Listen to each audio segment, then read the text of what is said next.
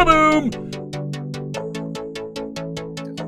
Our game plan is to be the biggest and the best. Okay. When you go into anything, I feel like if you have any inclination that you're not going to be the best, you shouldn't go into it. When you go into something, you go head first and you go 100% until you are the best. And that's what we're doing. Welcome to Breaker Culture Weekly. The guys from BreakerCulture.com help pull back the curtains and give you insight into the hobby. Sit back and enjoy interviews, product breakdowns, and hobby analysis so you can get your edge in the marketplace. And now, to the show. Hey, what's going on, folks? Ty from Breaker Culture. Hope you're doing well. Look, I'm on family vacation for a few more days, but I wanted to make sure I got this episode out for you tonight because I had the awesome opportunity of sitting down with Tyler, founder and CEO of Hybrid Grading, HGA. They've been around for about a year, but really they were spending the last year, 10 to 11 months, building out this patented platform of helping to expedite and automate grading cards. They've built an artificial intelligence to help do things in a way that we haven't seen before in the hobby. And you're going to love this interview. As a hobbyist, as a collector, you're going to dig Tyler. I can promise you that. But also as an entrepreneur, if you have a business or thinking about starting a business or looking at ways to hack into things, if you will, this is a great episode because we just have an honest conversation about a lot of things. Tyler started 5 businesses. Most of them have been massively successful. And when he had the opportunity to exploit a weakness inside this hobby with some of the grading companies, he built a plan of action to go do it. And I think you're going to be really impressed with what they're thinking at Hybrid Grading and how they're going to find a way to make HGA a major player in the grading space. And I'm really curious to hear your perspective on all this after you listen. So be sure to listen to the whole interview. There's tons of great nuggets. We are doing a giveaway. There's a giveaway at the end, so listen for it. You'll have to put your answer, your guess in the show notes. So be sure to listen for that. We're going to give a $100 HGA gift card, and I'm going to toss in a playbook box of football cards, a mega box, playbook football.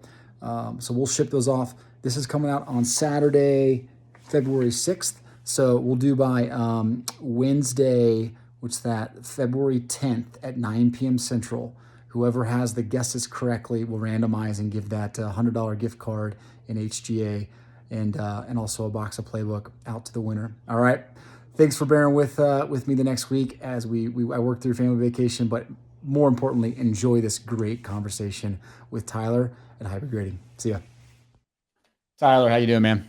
I'm good. How you doing? I'm good. It's the first time I've had 2 Tylers in the room together. So it's nice to talk to somebody with such a great name. Absolutely. Dude, what's going on behind you? What am I looking at? What are all those helmets? Oh, just some of my collectible helmets. Okay. Got all kinds of them. Do you have one from every team? Almost. I got another probably 100 helmets over in the other room. I have way too many helmets. I have way too many cards, way too many everything. Wife always gets mad about it. Yeah, well, we'll talk about that. We already talked before. You got Joe Burrows behind you. You're a quarterback collector, right? Oh, Is yeah. that your cup of tea? Yep. Are you football exclusive? Like, do you just defer to football cards? No, football, basketball, and then I mix in some baseball. Okay. What do you gravitate towards in baseball? First Bowman. Just a lot of Bowman. Right now I'm collecting Nick Gonzalez. Okay. You are like a good mutual fund. You're so diversified. You got all the quarterbacks. You got the first Bowmans. What do you go with in basketball? All of them. No wonder your wife gets annoyed with this. Yeah, somebody's going to pan out. But, I mean, I have a bunch of Jaws, Zions, obviously. Big on RJ Barrett if he ever comes around and shoots above 30% for a game. Not happening. No, it doesn't look like it. So, but no, I try to collect a little bit of everybody. Very nice. Are you before HGA? Can I refer to it as HGA? That's why. Yeah, absolutely. Hybrid. Yeah. Okay. Were you like the guy that would only buy PSA, or BGS? Like I want slab cards only, or do you go buy raw and deal with that? Before this, I was spending anywhere from 20 to 30,000 a week breaking boxes, personal boxes. I have an addiction. I love cards. That definitely qualifies for an addiction. Yeah. Well, during COVID, they shut down all my casinos, and so I could spend less. I could go spend my monthly allowance there. So it's like, all right, let's go on to cards now. Let's go real heavy into cards. This is getting good. Do you send card? Did you send cards into PSA then? I can only imagine what your bill was. What were you paying PSA? I had a full-time assistant that just dealt with my cards. She was one of my nannies, and then I was like, hey, I've got a 500 card order, and I don't want to write all these down or type them all in. So she moved down there, and I started doing a little bit of break-in here and there because I was buying so many. And my wife's like, "Are you buying another $30,000 case?" I was like, "No, I'm breaking this one." She's like, "What's that?" So then I got a little bit of break-in just so I could act like I was breaking some to open the rest of them. So then I hired one of my nannies to come down, and she just was sending out. I mean, we were sending in anywhere from about 1,000 cards a month at least, personally. Oh my gosh. I can only picture your nanny's like, hey, look, you hired me to take care of your kids. I was changing diapers last week. I'm not looking at cards anymore. This is not what I signed up for. Or did she like it more? She's like, hey, I think this might be easier. And I was like, okay. So we hired another nanny to take her spot. And she came down there, and now she's like, what is wrong with you? Why? So I was like, oh, they're cool. It's like pieces of art. And you never know what's inside the package. You have to open it. And a lot of people are like, as much as you buy, just store a box or two or even a case or two. I'm like, what's in them, though? I was like, you want to open them, right? So, yeah, I've never been able to keep a box for more than 20, 30 minutes. Okay, well, that was going to be my question. Do you regret not holding some of those sealed? Because, I mean, you obviously see sealed wax now. It's ridiculous. Oh, yeah, absolutely. From a monetary point. Sure. Yeah, absolutely. Yeah, I mean, I was buying cases of Prism last year, February, March, just like everybody was, 8,000-9,000 a case, and you can't even touch it now. I mean, it's ridiculous. So yeah, I mean, everything's tripled, quadrupled, even more in prices on the cases and boxes. So yeah, I wish I would have, but I had a lot of fun opening, so I don't regret it. Could have made a lot of money, but I didn't. You are a collector. Absolutely. I love it. The listeners are going to love that because so many guys I have on now are like, man, this is great. I flipped this and I made this much money. Yeah, I don't have anything in my collection, but I made some really good money. Yeah, I've lost a lot of money, but I have a lot of cards. To me, Yeah. I have so many cards. I'm like, I don't want to sell this one. Yeah, no, not this either. So yeah, I've got a lot of cards. Let's put it that way. Not a lot of. I definitely show a big deficit to my wife if I had to show her. You had to show her.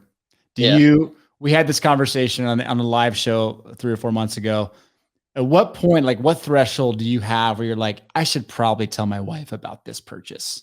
Do you have that threshold, kind of mental threshold, or is it just like your wife trusts you and she's like, you'll figure it out? I handled finances. Thank God. I mean, it was definitely what I spent last year in 2020 was definitely in the 7-figure range on cards. Wow. That's a lot of money. A lot of cards. There's a lot of, well, when you're buying National Treasures, maybe not so many cards, but yeah, when you're buying That's true. Tell me about your kids and cards. Do you get your kids into cards at all? My 15-year-old kind of likes them. The one who likes them the most is my 7-year-old. She's a girl. Okay. She just loves the baseball players. Yeah. I don't know where it comes from, but she every day, can I have some more baseball cards? I'm like, sure, let's see here and look through them. So she'd be more to them than any of them right now. That's awesome. Yeah. That's awesome. I was sitting down with my kids a couple nights ago, actually. We were going through some of their 3,200 count boxes of stuff that I had left over from opens that we did last 2 years. Right. Pulled out, Luka Doncic rookies, kind of raw, sitting unsleeved, all the way the kids, like part of me is like, I want them to handle cards the way they want to handle cards. I want them to enjoy it. But I pulled out some of the stuff. I'm like, guys, these are like $200, $300, $400 cards just sitting here. Let's sleeve these up the right way. Right. Yeah. My kids aren't allowed to. They know not to touch my actual collection, but I show them how to sleeve them and play with them and stuff and look at them. So, but yeah, they learn to respect the cards and not mess with them. So absolutely. Well, look, man, we just went on a 10-minute rant. I didn't even properly introduce you, and I will in the intro, of course. But right. I saw the slabs from hybrid grading probably 3 weeks ago on Twitter. And I posted something on Twitter. I was like, these are really nice. This is great. What's up with hybrid? Who is this? And so I got routed to you, and I've been gravitating towards what you guys are doing. I think it's impressive. There's a lot of little players that pop up and then they disappear. Right. More pop up. But there's something about what you guys are doing that I think is really unique. So I'm excited to talk to you about hybrid grading. That is the name of the grading company, Hybrid Grading, HGA. That's it. People are trying to figure out on eBay, like, what do I enter in the search term? I mean, right now I see them popping up as HGA now that people are starting to get them back in their hands. So, and that's what we want to be known by. I mean, that's what the other ones, they go by 3-letter acronyms, and we want to compete. We're here. Beautiful. Beautiful. What was behind the name Hybrid? What were you thinking there? So as I got real big back into collecting in January and started just buying thousands and thousands of dollars of cards a day. Started, subbing them out, and I get back a big stack. A lot of my friends have been collecting like real heavily for years, and I'd jump in a break here and there, go buy me a box here and there, but I wasn't real big into it because I was saving my $50,000-$100,000 for the casinos. So they kept coming back over after my first grades came back, and I had like 50 around 50 PSA 9s. And they were looking at them like, let's crack this one. And we cracked like 36 of them, sent them back in. I'm like, why would we do that? I was like, they already got graded. And they're like, oh, most of them should come back 10s. And like 20 out of the 36 came back 10s. I'm like, that's awkward. Is that normal? They're like, oh yeah, it's just a way for them to double dip. I'm like, is it really double dipping? And so I started looking at the process. I'm like, so it's just whoever grades them. I was like, so it's their point of view from what they were trained, and everybody just views cards a little differently. Yeah. So I was like, why is this how all the companies work? And as I started looking more, research, and more people are like, why is there no AI? Why is there no development?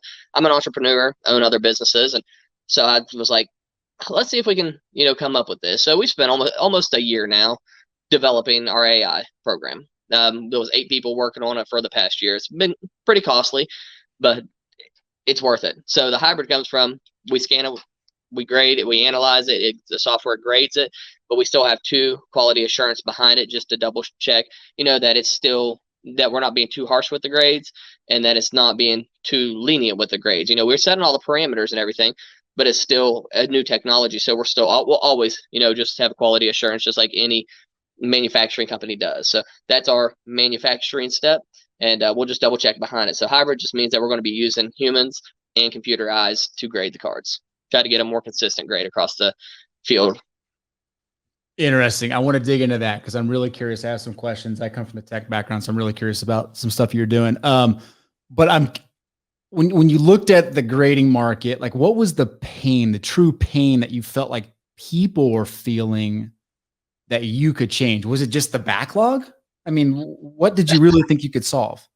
Just multiple things. One was the customer service. Like, as it started to get backed up, their customer service fell behind too. And I understand that, I own businesses, and I know what it's like, when you have a big influx of business one week versus other weeks, you might be a day or two behind on calls. But when I'm not getting any calls back, when I had questions about an order, when they send me cards back with switched labels, and you can't even get an email back for 2 to 3 weeks to know what you do with these. One was this happened to me, a $10,000 Zion and an $8,000 LeBron came back with the label switch. Took them 3 weeks to even send me a message back. When they sent me a message back, they're like, we don't know exactly what to do. We'll get you in touch with somebody else. It took us 5 weeks before we were able to send a card back. I mean, just between customer service, the inconsistent grades, I just felt like they just didn't care.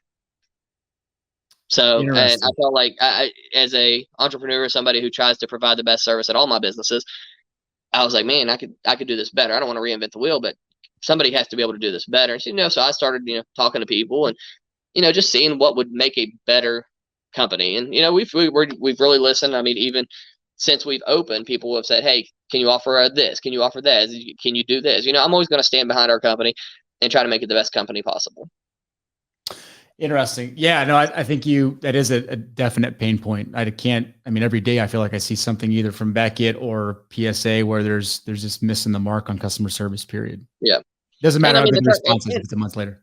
Yeah, and the turnaround times are, and obviously, that just goes without saying. Like BGS 10 days, that's what I've always done with them. And then now it's like 150 plus days is what they're showing.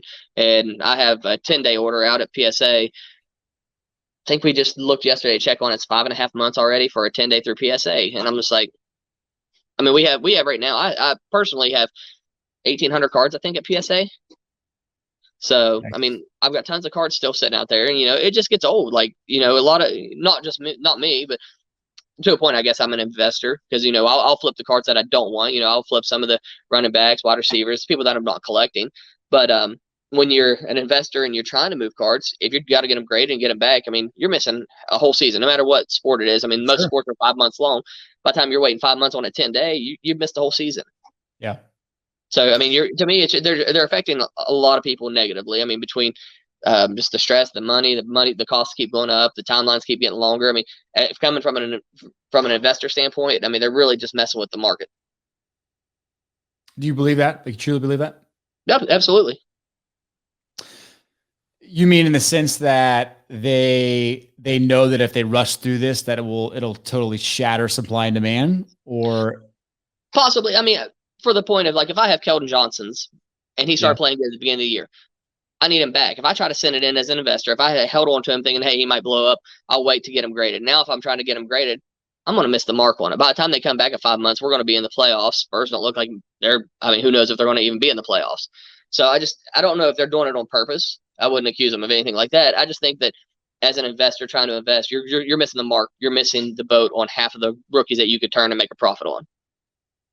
Yeah, that makes sense. That makes sense. So when you started hybrid, and the pain that already exists, and that you're going to build up the hype, and all things work out well, you're going to have plenty of cards to grade. How do you prevent yourself from falling into that same situation they're in? Volume killed their business. Yeah, and that's exactly what we refuse to let happen. So we have limiters in place. So right now we started off with 800 the first week, then we moved to 1,000 cards we'll accept, then to 1,200, and we're going to continue to increase our limit of cards we'll accept through our submission portal. So we will never take in more cards than we can actually grade. The way we have it set up now is we're around 50 to 60% of what we can physically know we can grade. We allow in, a deviation for any, internet down, whatever issues we come across. We leave a pretty good deviation, about a 30, 40, 50% deviation, depending on as we increase, to where we know we can get all the cards done within their timeline. And most of our customers have gotten their cards back on 10 days and 5 to 7 days. 30 days, they're getting them back in 14 days. We're going to always try to beat our timelines. I mean, that's, to me, customer service is the most important, and following your word. And so, yes, I could open the floodgates. We can see how many, so we allow our customers to go ahead and put their cards in and get them ready for Friday. You're good. Sorry, my daughter's popping in. You're fine. But they can go ahead and put their cards and get them ready for Friday. Right now, we have 5,000 cards sitting in our portal. Now, come Friday, I mean, they're still going to be putting them in until Friday. Come Friday, we open up 1,200 slots. We're going to have at least 4,000 cards that won't be able to put through.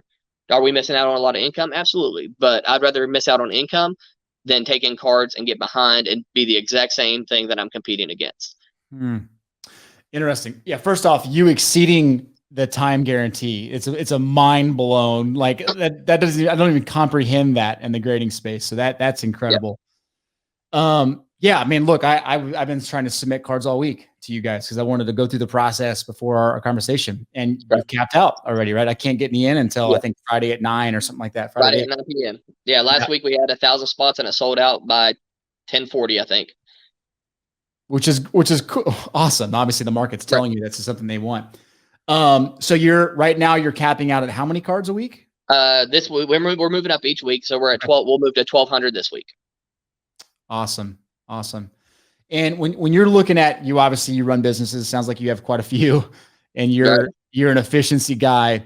When you see that and you're moving it up, what are you trying to kind of work on the most in terms of impacting your efficiency? In other words, are you saying, okay, we got to move this up, so we got to fix our AI platform, or you know what, we got to hire more people, we've got this process down? What are you really laser focused on? The process is 100% smooth.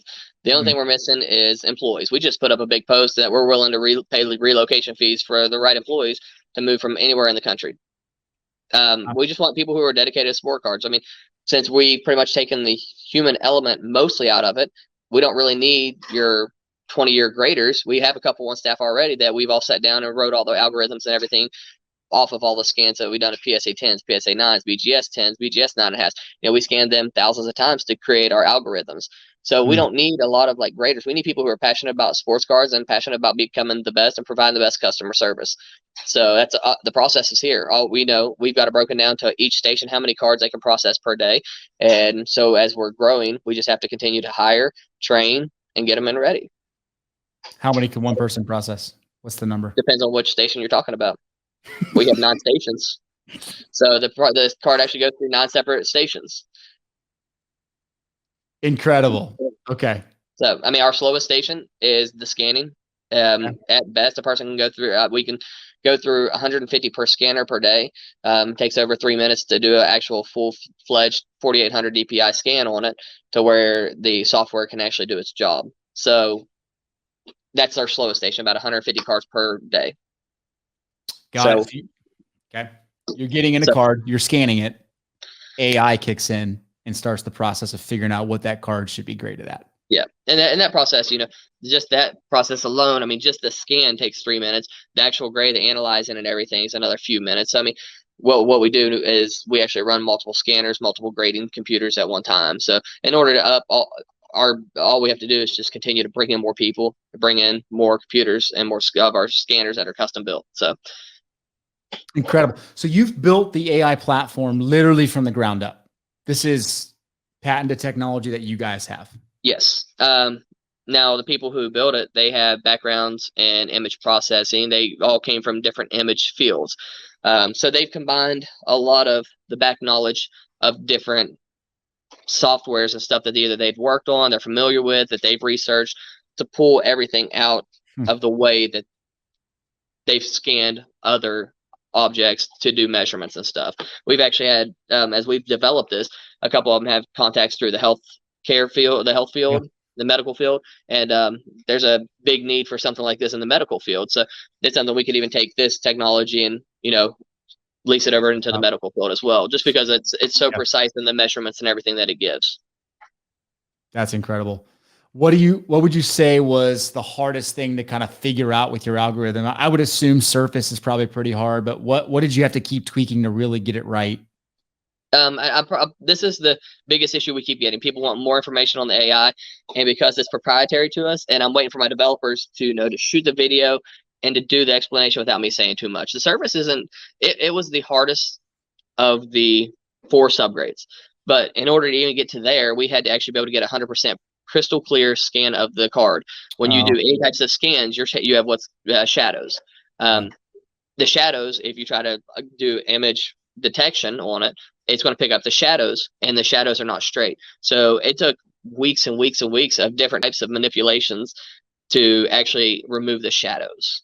So, I mean, they probably had almost 2 months alone just in trying to remove the shadows 100% and to turn off the detection of shadows. So they've done a lot to it. With Surface, without going into too much detail, they've instead of using the actual image, they were able to turn the image to a frequency, which is easily more understood by a computer. So from there, you know, my developers might be like, "Oh no, don't say that." And I don't know what I'm allowed to say, what I'm not allowed to say. They spend all this time. I just pay them, and I understand what they tell me. I don't understand what's not knowledgeable, what's not, but they turn it into frequencies because you can see the change of contrast in frequencies a lot smoother, to where you can detect like, oh wait, here's a blip on our frequency, so we know that's an issue area. So even on your foils and stuff, you can see a rippling effect, which is normal, but when you see a ripple and a drop or anything, that's when you know you have your issues in it. So that's where it starts doing all of its full detection at. Interesting. Yeah, first off, you sound incredibly intelligent about it, so I think your developers would be really pleased with your explanation. Hopefully, yeah, I'm just hoping they don't get mad at me, because I was talking to him about the frequencies, and he's like, "Oh, be careful what you tell people." I'm like, "Oh, sorry, I've already said that a few times." He's like, they just shake their head at me. The lead developer, he's like, "You can't go tell people." He's like, "This is all still new." He's like, "You want to make sure we get it out there for a while before anybody else has a chance." I'm like, I'm sorry. But I'm very transparent. I don't want to be. I'm not that company who's going to try to hide everything. I mean, that's how I live my life. Just anything you want to know, just ask. Like, I love it. I respect it. I respect that for sure. So when the card comes, it finishes the AI and then it goes to somebody. You said a lot of times you're still having people look over it. What are they typically looking at then? Are they they're looking for anomalies, or they're looking to maybe check something that you didn't think was flagged correctly? If they check any flags, they'll just go through when they'll see the scans, and we're working on a program to where all the customers will be able to see their scans as well. That's probably 2, 3, 4 months away. I mean, being able to, we got to pull it out from there, pull it into our custom software, pull it into our email programs, and then push it out. So it's going to take a while to develop that. But like I said, we want them to know exactly what was wrong with their cards instead of coming back as a 8 service and they're like, I don't see anything wrong with it. Well, it'll actually show the detections. But after it leaves there, so they'll go over the quality. We have 2 quality assurance steps. They're going to go over it, and that they're just going to make sure that, from their years of experience, they're going to make sure that it's still falling within a visual. Computer is it's not a. Then a lot of people said, well, it still has to have good eye appeal, and you're right. I mean, computer it's not going. It doesn't know eye appeal, so we still look at it and make sure that what it's detecting is actually worth denoting the flaws off of. And we've done this thousands of times, but you still want to make sure as you go through to make sure that it's reading the cards right.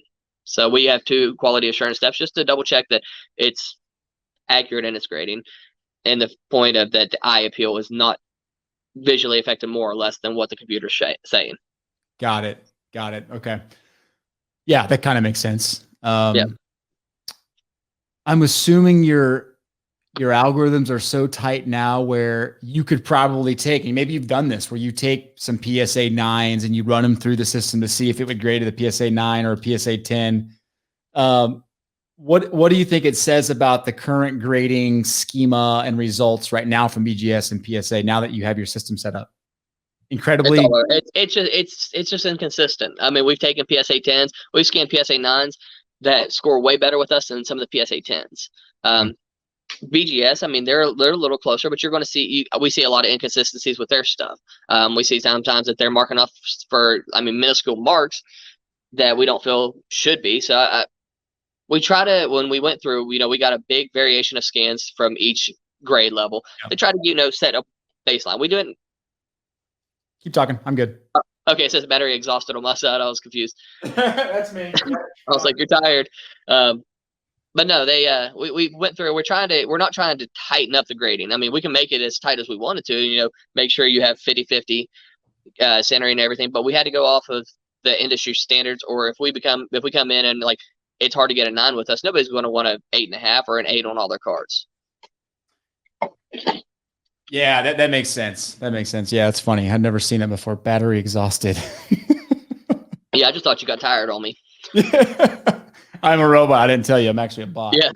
Battery exhausted, shutting down. Battery exhausted.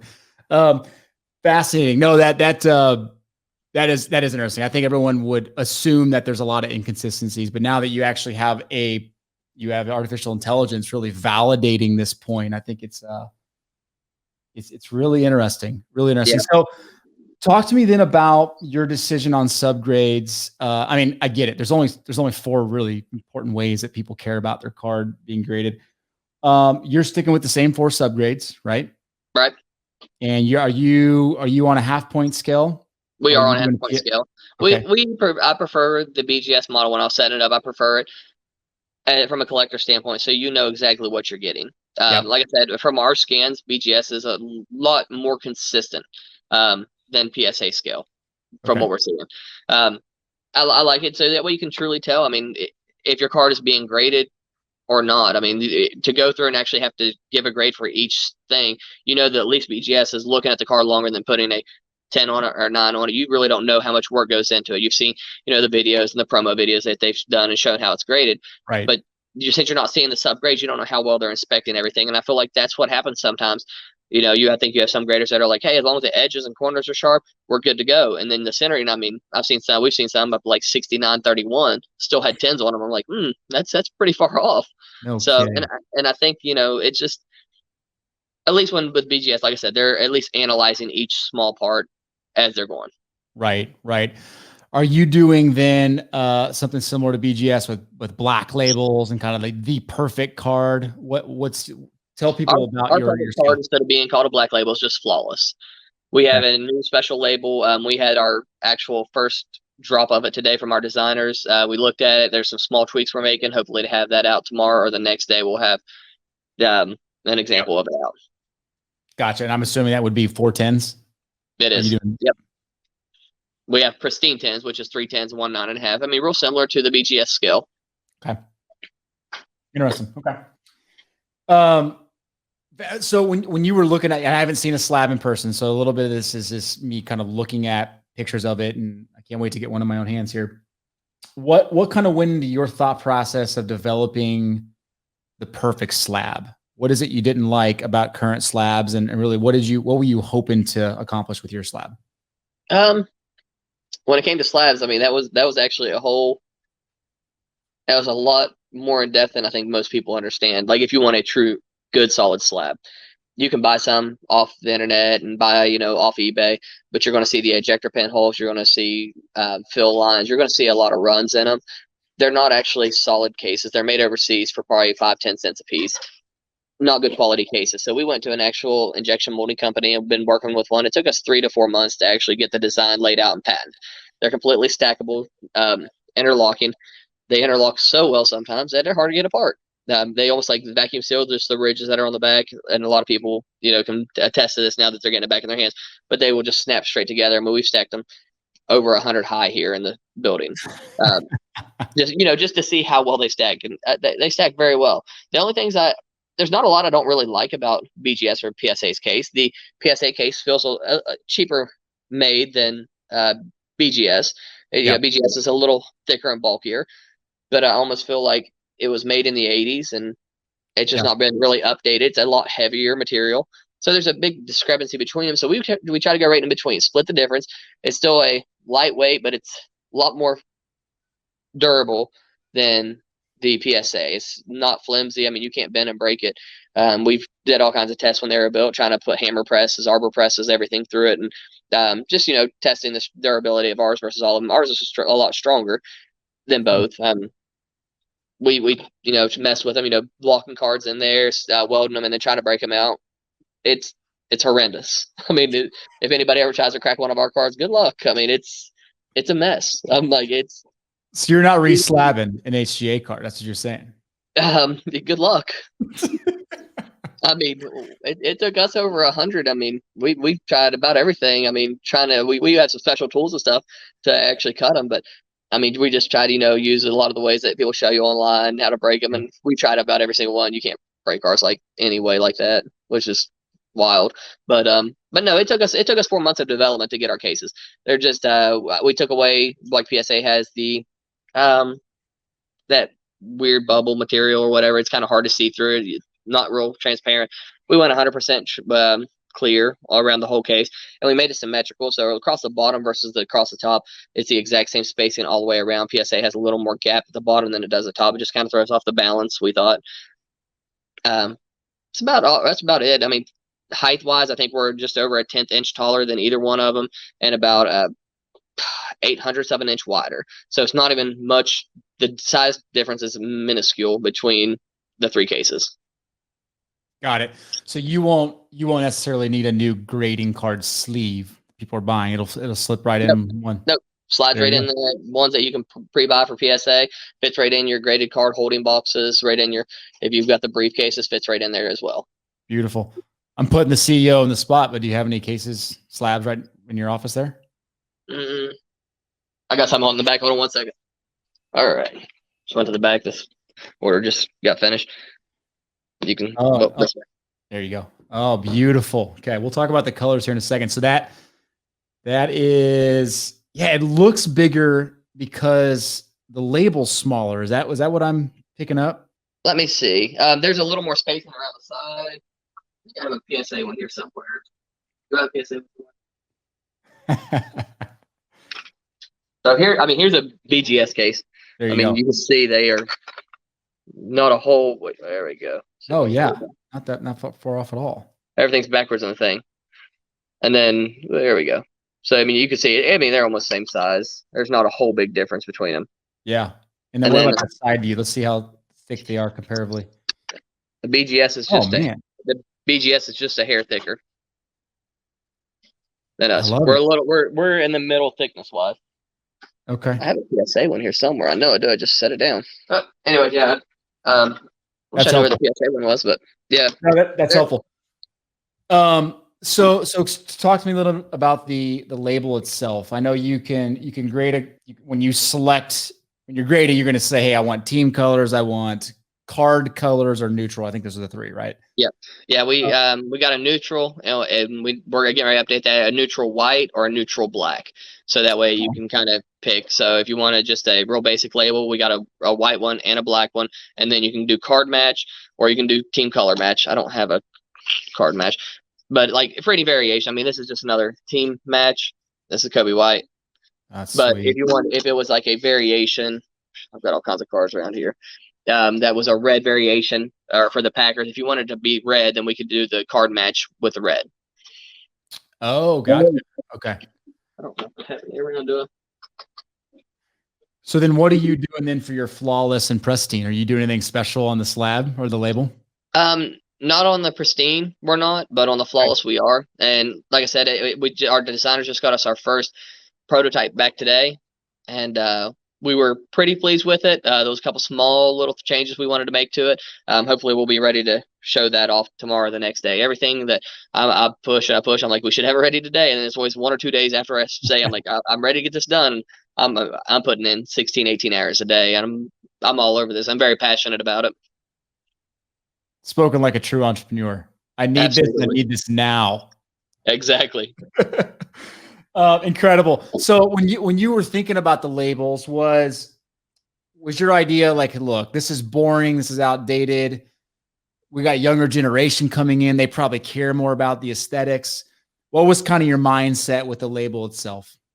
Pretty much. I mean, that, and when you get 300-400 cards back at a time, it's very boring seeing the same exact thing. Yeah. And it only matches a portion of the cards. And I'm like, some cards just come back and just don't look good with it. I mean, it looks old and outdated. And I mean, they don't have to do much. I mean, there's 2 companies that own the market. We all know that. BGS and PSA have the market cornered and owned. They don't have to change anything. So it's not hurting their business. Their labels don't need to change because they don't have to. So I'm like, let's just make something more eye appealing. Like when you get it back, I mean, to me, I love the look of our label. Some people say it's too much. So, we've offered, card match, and then we've offered neutral. We want to make sure that everybody has their options, and why not? You're paying good money to get your cards graded. Yeah. If you're keeping them, might as well just, make them look the way you want. Absolutely. No, I love it. Flexibility is not a bad thing. No sweat off your back, right? You develop the template and it's I mean, it takes a little bit longer than what their system does, but it's worth it. I mean, it's worth it to give somebody an option to have a better looking slab to me. Yeah, absolutely. And look, the reality is some people actually do collect cards, like we were talking about at the beginning, and they want their cards to look cool. They're not necessarily doing it just to go flip it. So yeah. Okay. So help me understand then, when you went into this, I love the slabs. I love the idea with the labels. You just mentioned that PSA and BGS have essentially cornered the market. And I don't think anyone would disagree with that. Right. Which one do you think is truly going to be your competitor 2 years from now? Do you think BGS continues to? I mean, because I think BGS has struggled the last year. I think. Yeah, I agree. I think PSA is definitely the top dog. I think they will be the main competition. And the only thing I see is they continue to shoot themselves in the foot. I mean, they just opened up grading Funko Pops, and they're grading more and more things, which is great for them. Don't get me wrong. I mean, they're going private, and it'll allow them to pump more money into their owners' pockets. But at what cost? I mean, what's your timeline's going to be in another month, another 2 months, when people are like, oh, awesome, now we can grade all of our Funko Pop dolls. I know some huge Funko Pop collectors. So, I mean, if they send in 10, 20,000 of those, there goes your cards. There you go. I mean, there goes everything. Another week or two out, another month. And I mean, I think that's going to be our biggest competition. I feel like they definitely have taken first place way past BGS. But I mean, if they cared more, I think it wouldn't be an issue. I wouldn't be here today if either one of the companies cared more about the customers and cared to actually treated the people right. But when I see all my friends and stuff, and they're losing money, they're like, am I ever going to see my cards again? And you can't get a response. And my friends are like, I needed to flip half those cards to buy my next set of cards, and I'm like, they're getting their cards back. I'm just like, man, I was like, I can fix it. I think I can fix it. And I'm just that guy. I just try to fix everything. And like, if it's not working, there has to be a better way. And there's definitely, I see some of the struggles they're up against. I mean, no marketing. I did no marketing. I have a pretty big group that I break with. I break with probably 15, 20 different groups. Spent a lot of money. They know everybody around that I break with love me, and they all knew about it. I told quite a few of them, and they're like, hey, we'll send us, some of our customers and stuff. And I figured it'd be a nice, slow, steady growth, but it hasn't been. I mean, our first full week in business, we sold out in 3 days. Our second full week in business, we sold out in 71 minutes. And I mean, don't get me wrong, it's only 1,000 cards, but I mean, right now we have over 5,000 sitting in our database that people have put in the past 4 days, waiting for Friday. So by the time Friday came along, we could be at 10,000 cards that have been entered. So there's definitely a need. We can definitely hear from the support we're getting. There needs to be another competitor. There needs to be more options for people, so it'll help with the backlog. It'll help give another true company some validation, so where everybody's not having to jam their cards into one or two companies. And competition is always great. At worst, all we do is we put a little fire under BGS and PSA, and they pick up their butts, and I'm back to subbing my cards with them if somehow they ever put me out of business, which they won't. But yeah, I love the approach. I can almost sense that you're the type of guy that would rather sit back and find an opportunity, find a weakness, and then build a business around it. Yep. And this was purely accidental. I mean, it was just me and my friends, we're sitting here talking about, we grade cards. We love cards. We get up, we meet up, break boxes together. And there's more than just one issue. I mean, that everybody's experiencing, the price increases. I'm not saying the prices are outlandish, but when you see it changing week by week by week, and they just continue to go higher, that's one thing. But when they're like, hey, it's no longer $20, it's $30. Yeah. And it's not gonna be 1 week, now it's 2 weeks. Oh, now it's $50 in 2 months. I'm like, wait a second, the higher the price goes, the longer it gets. And no, it shouldn't be like that. It should be, hey, the more you pay, the shorter time. And it's not like that. It's going because of the supply and demand. I mean, there's only 2 companies doing that, and you have millions of people collecting. Yep, you're right. Why didn't SGC work? I think they opened their doors. They took in way too many cards. They got backlogged. Everybody was looking. I think everybody was excited about a third option. They took in. I had a big order with SGC. Me and a couple of my buddies, we sent in 700 cards to SGC, 20-day turnaround, 146 days is what it was to the T that we got our cards back from there. I mean, not going to work. I mean, you can't come as a new company and your very first thing, you lie to your customers. You can't say 20-day business day turnaround and you send it back in 146. You're not close. Yeah. If it was 30, 40 days, I mean, people might be like, okay, yeah, they got more than they expected. Well, put a limit. Stop the submissions. Tell people no. It's simple. Say we can't handle them. Be honest with your customer base. That's all you have to do. We can't handle them. We're going to grow. I mean, that's what we're doing. I'm honest with people. Right now, we're at 20, 25, 26, 27 employees. I don't even know. And we'll continue to grow. But I'm not going to grow faster than I can actually handle the cards. There's no point in that. All I'm going to do is piss everybody off, and I'm going to be in the same boat as SGC, except worse because they had established themselves into the vintage market at least. Yeah. So, I mean, I have to play the hand I'm dealt, and what I'm dealt is if I treat everybody right and I have slow and steady growth, we'll be around for a long time and continue to hopefully chip away at the leader until we pass them. Absolutely. So your numbers now, you're going to be capping, you're going to get to 2,000 pretty quick. It sounds like probably next week after. Next week or the week after. I think next week we might go to 1,500 and then 2,000. I think that's our goal right now. If we can do it faster, we'll do it faster. I can already sense the frustration, right? People are going to hear this, going to want to submit cards, and they're not going to be able to submit it. And then they're going to think, okay, what do I do now? I want to get my cards in. That's a problem. I get it. That's our biggest issue right now. I mean, is we don't want to lose the momentum we're gaining by people trying to log in and be like, oh, it's out. They're full. And we don't want to get to that point. So, I'm doing everything I can. Like I said, I'm aggressively hiring. I'm offering relocation. Anything I can do to bring on people who love sports cards. The process is here. It's just adding people in place and training them and teaching them the HGA way to handle cards, to deal with customers. I'm very adamant on responding to everybody. And, we've fallen behind. I've got now 3 assistants that work for me and just sitting here answering between intercom and Twitter, Facebook. We haven't even got on Twitter and Instagram very heavily, but people were seeing posts, seeing our card shared, and then they're finding us through Facebook, intercom, just emails, websites. I mean, just any way they can get a hold of us, they are. And we love it, and we're trying to keep up with all the messages. So I'm just going to continue hiring till we'll always keep up. Yeah, no, I mean, you're figuring things out. And I think from my perspective, right, I log in on a Monday, I can't submit. I can build out my submission. Sorry if you hear my kids screaming in the background. It sounds like they're having fun. It'd be really interesting to see if you could figure out a way to get a wait list built where I can be notified like, hey, your submission, you can send it in now, right? Almost like Chick-fil-A, right? You can pull into your spot now, your food's coming out. That to me would be really cool instead of thinking, okay, What if I don't make it this Friday? I got to wait Right. again on next Friday. I'm sure you're figuring that out, but that was one of my pain points immediately. Was like, I want to take part in this, but I can't even get a submission in. I get it. I like I said, we never dreamed to have that.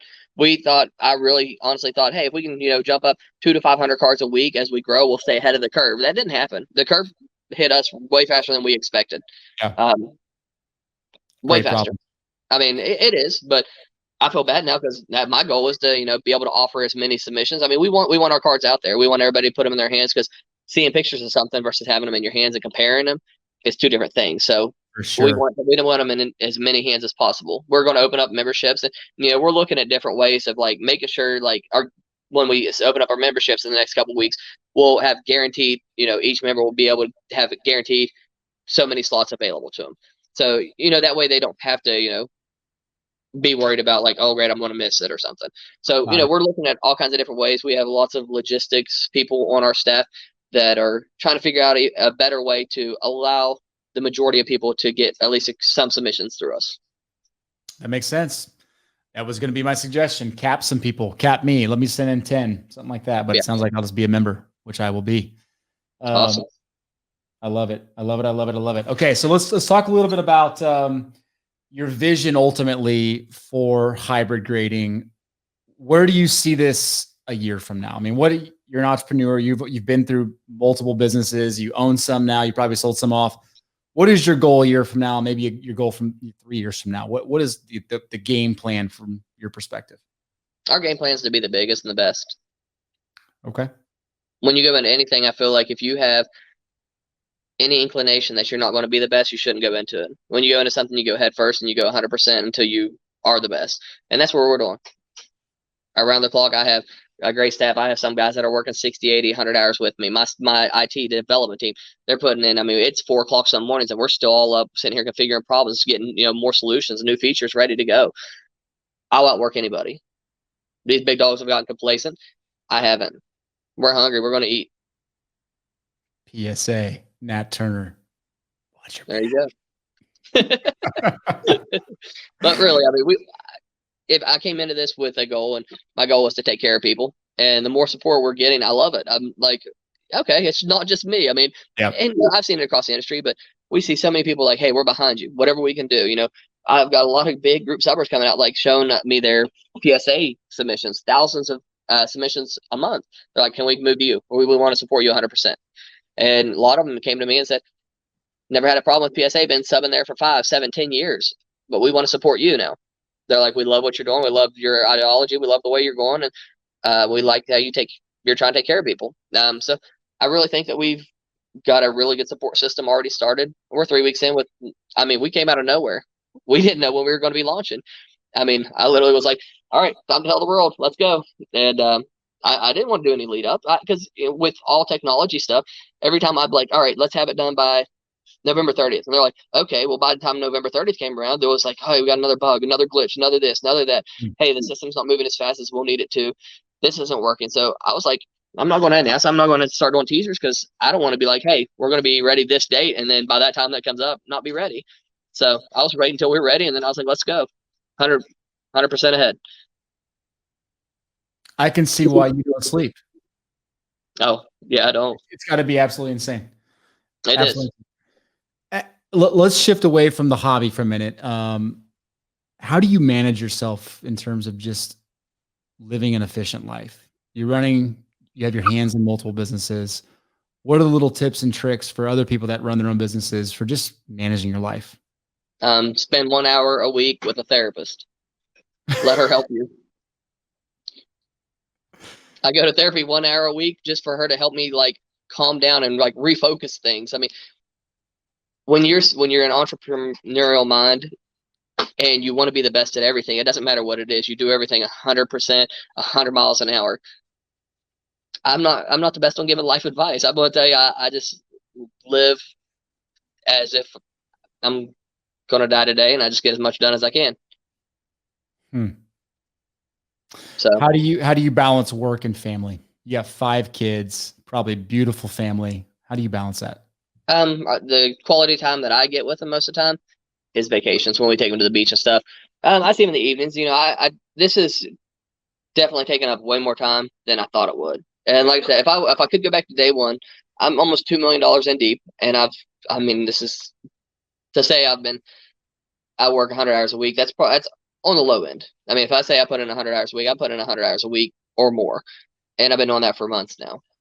So it's definitely affected my family life. I mean, I see my kids when I wake up. I go wake them up, give them hugs and kisses. I try to run home. I'm 5-7 minutes right now from my house. I run home at lunch and see them then. Then I'll run home an hour here and there and see them when I can. It wasn't. I never planned it to be that way. I didn't realize all the stress and all the little intricate details that go into this that have become, big hurdles. Like the slabs. I mean, it was a 4-month process to get it done. Yeah. You're tired again. Yeah, battery's tired. But no, I mean, it's definitely, if I could go back, it's a hard trade-off to give up almost a year of your family for a business. But when I started into it, I did it for a goal. And, if I quit now, I'm teaching my kids bad habits. Like, you don't quit on anything. I still see my kids when I can. Life brings them down. I go visit them when I can. Weekends, I'm still working. I try to cut down to 8 to 10 hours on the weekends so I can see them in the evenings a little more. But right now, I mean, my focus has been this. And my wife's great. We've got 3 nannies. So, I mean, my kids are getting all the support and love they need. But I'm missing them. So hopefully I get it all ironed out here in the next 3 or 4 months and, flowing a lot stronger and smoother than where we're at right now. Yeah, absolutely. What do you think you do every day that gives you an advantage over the next person you're competing with? Because there's things you figure out a way to tweak your life and you approach life in a unique way. What is it that you do that makes you unique? I don't like to lose. And I had a talk with my therapist today about that. She's like, "Why are you like this?" And I'm like, "I don't have any idea." I'm like, "I just don't like to lose. Losing is not anything I'm competitive from playing sports or anything. And I don't like to lose at anything. And I want to be the best at everything I do." So just having that mindset, knowing that there's companies out there that are bigger than us and more reputable. And I don't like that. I know we're brand new and I don't like that mindset. I don't like that when people are questioning my thoughts on the industry, or they question, like, is he legit? Does he really care? Is he just here to make a quick dollar and leave? That bothers me. So that's why I do as many podcasts. That's why I try to be as 100% transparent on all the podcasts, on our Facebook page, on our website. I'm trying to keep everybody up to date on everything we're doing. I truly care. I wouldn't be here. 100%. No, you're putting in 100 hours a week, and the fact that you're on a podcast 7 o'clock, 8 o'clock at night on a Thursday, what is it, Wednesday or Thursday? Wednesday. I don't know anymore. Yeah, exactly. Tell us about the tools and platforms you use. Maybe the mobile device, your own apps that you like. Maybe it's something on your MacBook, whatever you're using. What do you have that helps you be more efficient? 3 assistants. You just like hiring people. You like people helping you. I love people. And I mean, the more you take care of people, the more they take care of you. I mean, we're a team. We all get along great here. I'm a people person. So instead of, trying to use programs, let me hire somebody else, let them help, pay somebody else a good living salary so they're not having to stress, give them a great work environment. I just enjoy this. Right now, I mean, I don't know if we use a whole lot of technology. I mean, we use some roadmap tools to keep up with all of our ideas. I have tons of ideas coming with the membership, lots of cool features and functions and events that we'll be planning. So there's a lot going on. So we use like a lot of roadmap tools. My CFO, he runs them for me. So there's a lot that we're doing to keep up with everything. It's Post-it notes, it's text messages, it's screenshots, it's on my calendar right here where you're sitting on right now. I mean, it's just all over the place. I got interviews in Australia, podcasts in Australia, that I'm doing. In UK, I mean, it's all times of night. Like, hey, can you come on at 3 our time? Like, what time's that my time? They're like 2 a.m. I'm like, that's what you want. I'll be there. Tyler, let's be honest. You're on the Breaker Culture podcast. You can stop now. It's good. You're perfect. Done. Hanging up my hat. Yeah, I'm not that cocky. I'm not that naive. All right, man. Tell us then. Let's end on this. Who influences you, man? Like, how do you stay on top of your game with just knowledge and kind of keeping your head straight? you obviously, I can only imagine your background's very unique too. I'd love to know how you grew up, but we don't have to get into that. But what do you read? What do you? That's a long story about my growing up days. But I read so many blogs, comments, articles from anybody and everybody. I'm just a sports guy. We have Sports Center on all the time. I mean, the only reason that keeps me pushing is for my kids, just to give them a much better life than I had growing up. But that's my biggest thing. I like to take care of people, and that's, like I said, that's where this all came from. Taking care of people because they weren't getting taken care of. Started with my friends. I want to take care of them. And it just spiraled. What do you like to read specifically? Give us something. I read a lot of a lot of ESPN articles. Okay, so you're heavy into sports knowledge. Very. Gotcha. I thought maybe it'd be something like Zig Ziglar or somebody like John Maxwell or something like that. I read John Maxwell books. I love Zig Ziglar. Actually came from the timeshare industry, and he's the #1 quoted guy in timeshare. So, no, I'm very big into those too. I thought you meant sports world. No, yeah, John Maxwell, John Grisham. I do a lot of reading.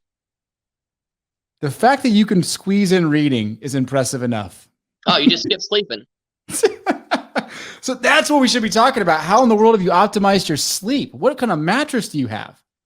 Holy crap. I have no idea. I don't know. Yeah, I guess you don't need one if you don't sleep. I go through mattresses all the time, but it doesn't matter. When you lay in bed, you can either read or do something else. You don't need to sleep. Just drink a Red Bull. You'll be fine. Oh my gosh. Red Bull to Surge to Mountain Dew.